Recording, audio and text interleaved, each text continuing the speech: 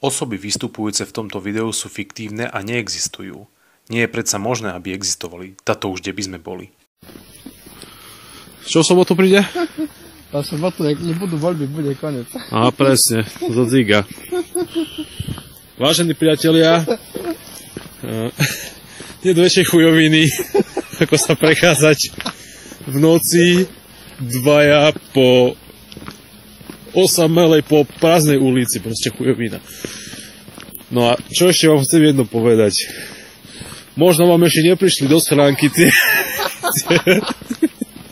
ako sa hovorí, volebné, jaké sú tie kokotiny? Kokotiny, hej.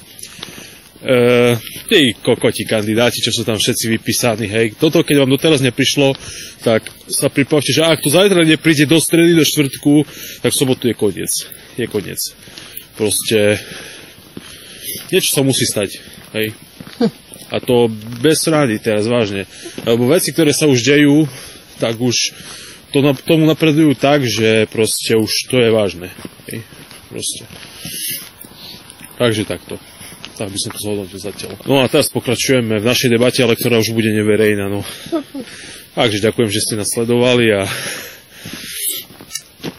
prajem vám šťastnú a veselú dobrú noc. Ak to zajtra nepríde, tá proste konec.